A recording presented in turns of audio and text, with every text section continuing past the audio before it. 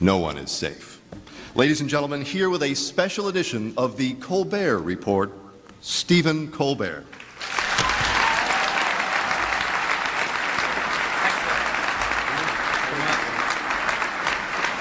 Thank you, ladies and gentlemen. Before I begin, I've been asked to make an announcement. Whoever parked 14 black bulletproof SUVs out front, could you please move them? They're blocking in 14 other black bulletproof SUVs. They need to get out. Wow. Wow, what an honor. The White House Correspondents Dinner. To sit here at the same table with my hero, George W. Bush. To be this close to the man. I feel like I'm dreaming. Somebody pinch me. You know what? I'm a pretty sound sleeper. That may not be enough. Somebody shoot me in the face. Is he really not here tonight? Damn it. The one guy who could have helped. By the way, before I get started, if anybody needs anything else at their tables, just speak slowly and clearly into your table numbers. Someone from the NSA will be right over with a cocktail.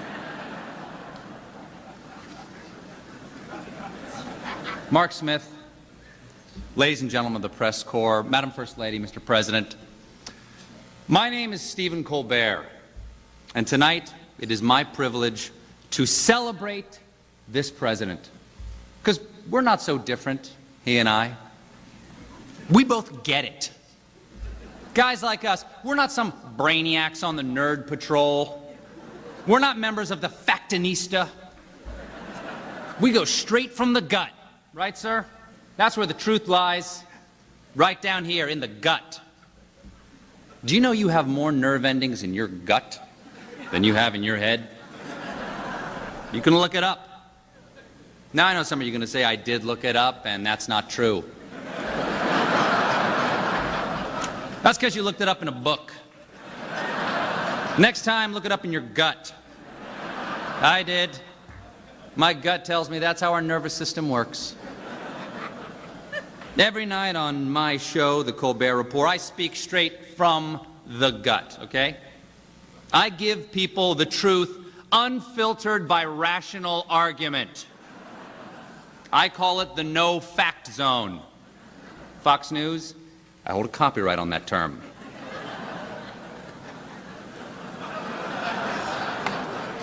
I'm a simple man with a simple mind. I hold a simple set of beliefs that I live by. Number one, I believe in America. I believe it exists. My gut tells me I live there. I feel that it extends from the Atlantic to the Pacific. And I strongly believe it has 50 states. And I cannot wait to see how the Washington Post spins that one tomorrow. I believe in democracy. I believe democracy is our greatest export, at least until China figures out a way to stamp it out of plastic for 3 cents a unit. As a matter of fact, Ambassador Zhou Wenxiong, welcome. Your great country makes our Happy Meals possible.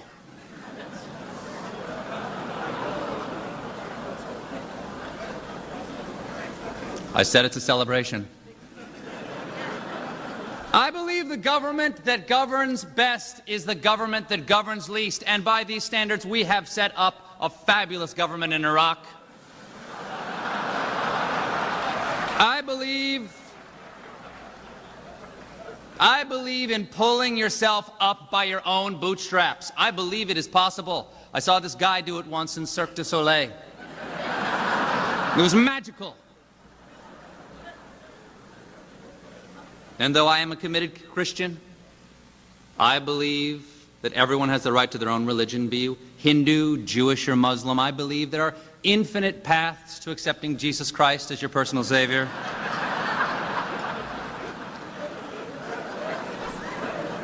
Ladies and gentlemen, I believe it's yogurt. But I refuse to believe it's not butter. Most of all, I believe in this president. Now, I know there's some polls out there saying that this man has a 32% approval rating. But guys like us, we don't pay attention to the polls. We know that polls are just a collection of statistics that reflect what people are thinking in reality. And reality has a well-known liberal bias. So, Mr. President, please pay no attention to the people who say the glass is half full. 32% means the glass. It's important to set up your jokes properly, sir. Sir, pay no attention to the people who say the glass is half empty, because 32% means it's 2/3 empty. There's still some liquid in that glass, is my point. But I wouldn't drink it. Last third is usually backwash. Okay. Look, folks, my point is that I don't believe this is a low point in this presidency. I believe it is just a lull before a comeback. I mean, it's like the movie Rocky, all right? The president in this case is Rocky Balboa, and Apollo Creed is everything else in the world. It's the 10th round. He's bloodied. His corner man, Mick, who in this case I guess would be the vice president, he's yelling, "Cut me, Dick, cut me." And every time he falls, everyone says, "Stay down, Rock, stay down." But does he stay down? No. Like Rocky, he gets back up, and in the end, he actually loses in the first movie. Okay, doesn't matter. Doesn't matter. The point is, it is the heartwarming story of a man who was repeatedly punched in the face.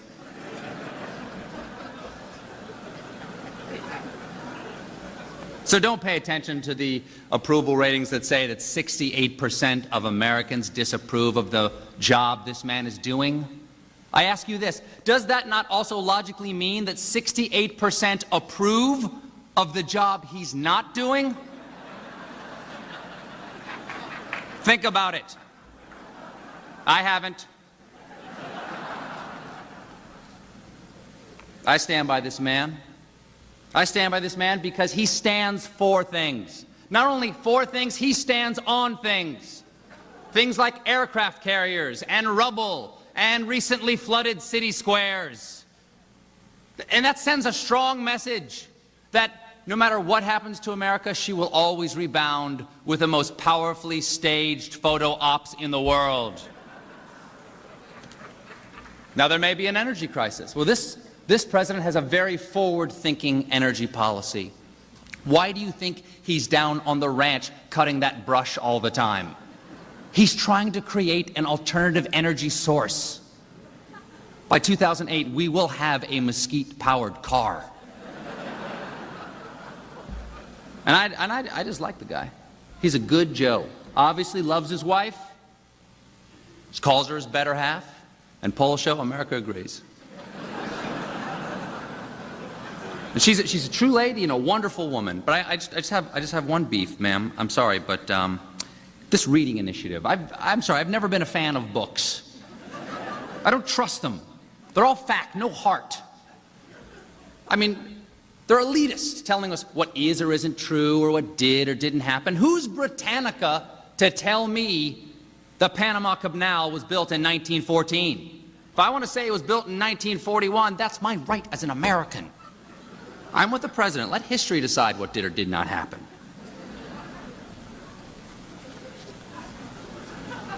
The greatest thing about this man is he's steady. You know where he stands. He believes the same thing Wednesday that he believed on Monday, no matter what happened Tuesday. Events can change. This man's beliefs never will. And as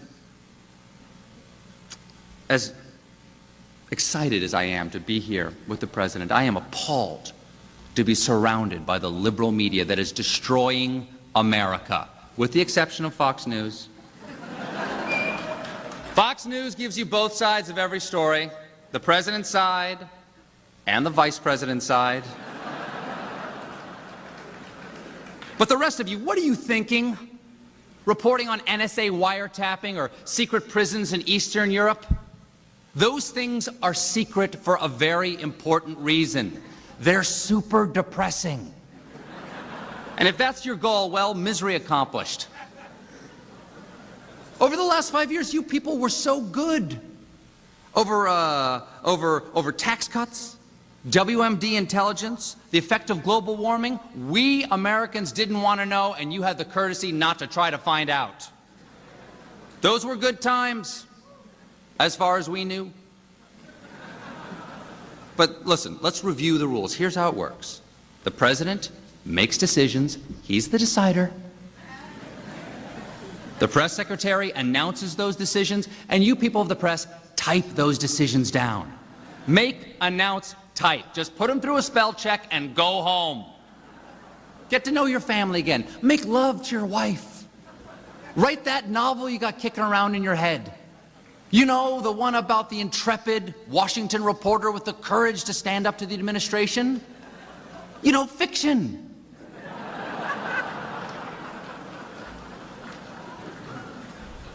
Because really, what incentive do these people have to answer your questions after all? I mean, nothing satisfies you. Everybody asks for personnel changes. So, the White House has personnel changes. And then you write, oh, they're just rearranging the deck chairs on the Titanic.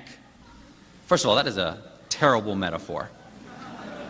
This administration is not sinking. This administration is soaring. If anything, they are rearranging the deck chairs on the Hindenburg.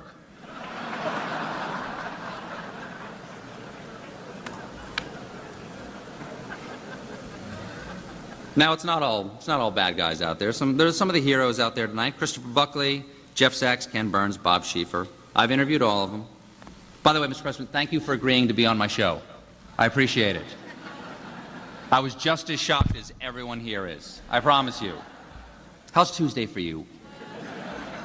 I've got Frank Rich, but we can just bump him. And I mean bump him. I know a guy. Say the word.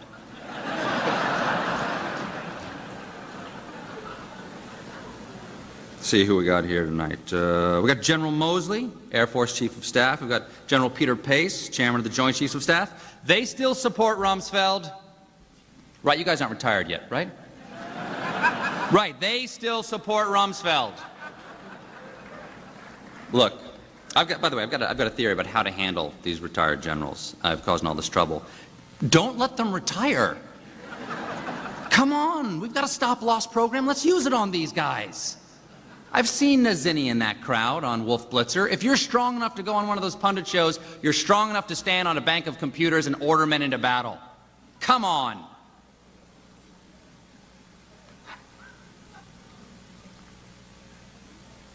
Jesse Jackson is here. The Reverend. Haven't heard from the Reverend in just a little while.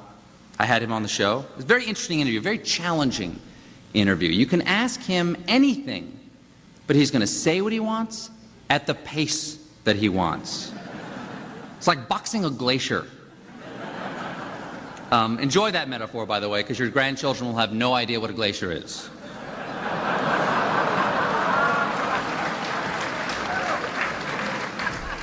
Justice Scalia is here. Justice Scalia, may I be the first to say, welcome, sir. You look fantastic. How are you?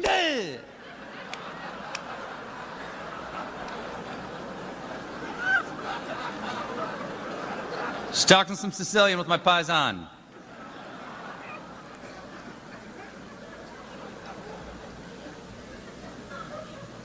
John McCain is here. John McCain, what a maverick. Somebody find out what fork he used on his salad. Because I guarantee you it wasn't a salad fork. This guy could have used a spoon. There's no predicting him. By the way, Senator McCain, so wonderful to see you coming back into the Republican fold. I've actually got a summer house in South Carolina. Look me up when you go to speak at Bob Jones University. So glad you've seen the light, sir. Mayor Nagin. Mayor Nagin is here from New Orleans, the chocolate city.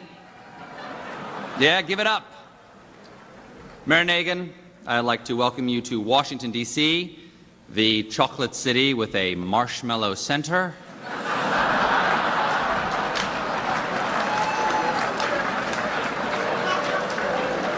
And a graham cracker crust of corruption. It's a Malamar, I guess is what I'm describing as a Malamar. It's a seasonable cookie. Joe Wilson is here. Joe Wilson, right down here in front, the most famous husband since Desi Arnaz.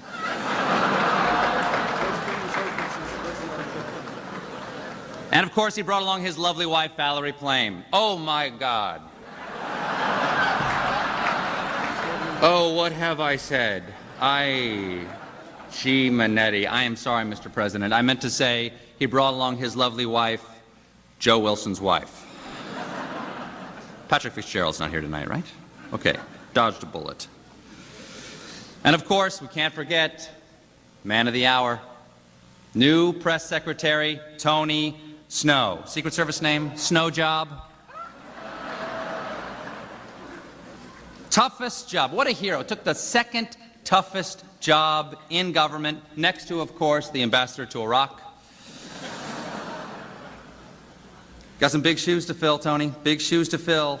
Scott McClellan could say nothing like nobody else. McClellan, of course, eager to retire, really felt like he needed to spend more time with Andrew Card's children. Now, Mr. President, I wish you hadn't made the decision so quickly, sir. I was vying for the job myself. I think I would have made a fabulous press secretary. I have nothing but contempt for these people. I know how to handle these clowns. In fact, sir, I brought along an audition tape. And with your indulgence, I'd like to at least give it a shot. So, ladies and gentlemen, my press conference.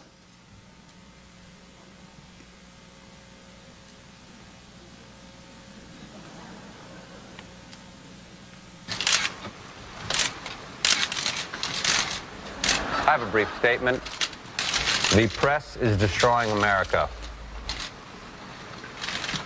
Okay, let's see who we got here today. Stretch. Sir Nerdlington. Sloppy Joe. Terry Lemon Moran Pie.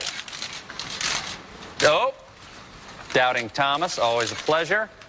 And Suzanne Mal, hello.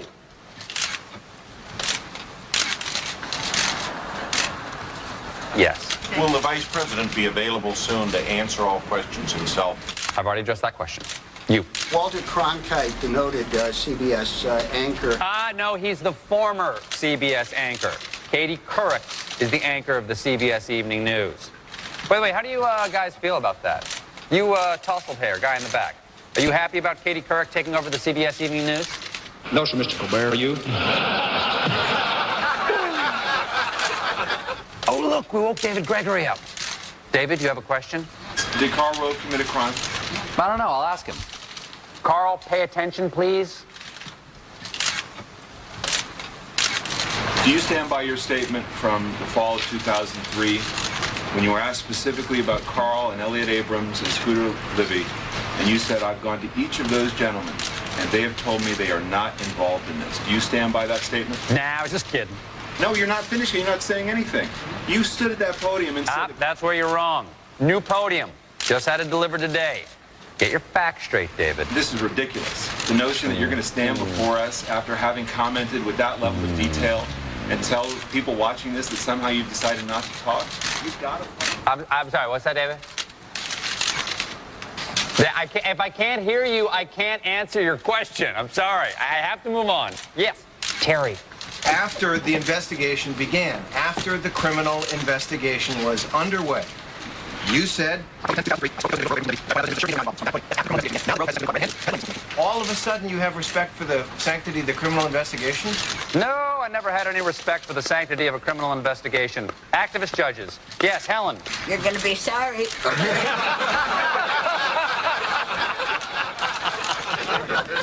What you gonna do, Helen? Ask me for a recipe? Your decision to invade Iraq has caused the deaths of thousands of Americans and Iraqis. Wounds of Americans and Iraqis for a lifetime. Okay. Every reason given, publicly at least, has turned out not to be true. I don't think... My question is, why did you really want to go to war? Helen, I'm going to stop you right there. You stepped into the White House. From your former cabinet officers, intelligent people, and so forth. What was your real reason? Sorry, Helen, I'm moving on. When did the president... Guys, no, I already already said no. Tell us, you now ask The vice president made a decision. Guys, please don't let Helen do this to what was a lovely day. Now that Roe has essentially been How the president's own press operation. No, I'm not listening to you. Look what you did, Helen. I hate you. Get out of here. There is a wall here. Told me that. It reeks in there. Ridiculous. I've never been so insulted in my entire life. Stupid job.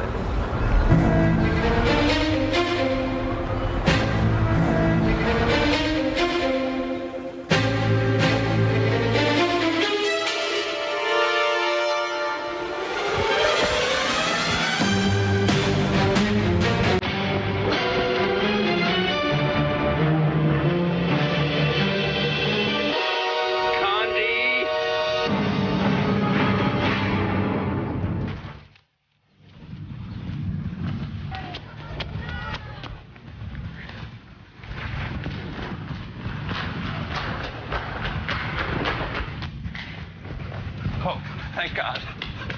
Help me. What seems to be the problem, sir? She won't stop asking why we invaded Iraq.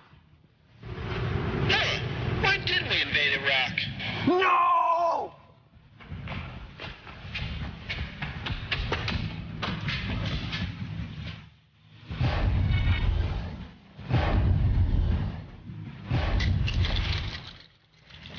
Come on.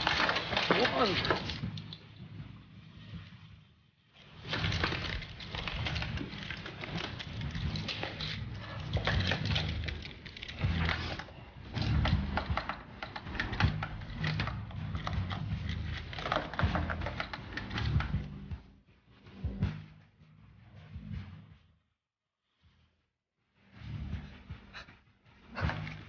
Oh.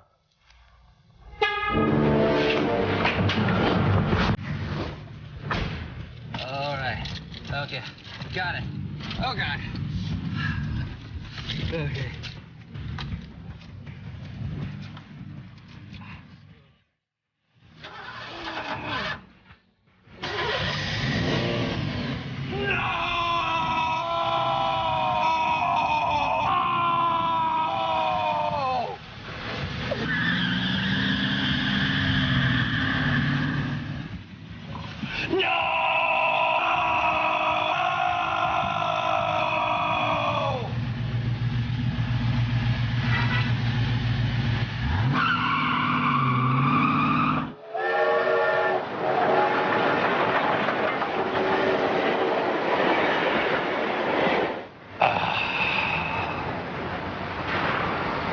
What a terrible trip, Danny. Take me home.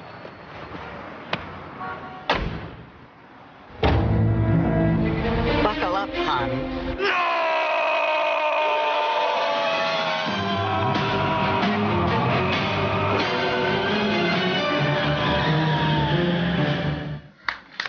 Helen Thomas, ladies and gentlemen.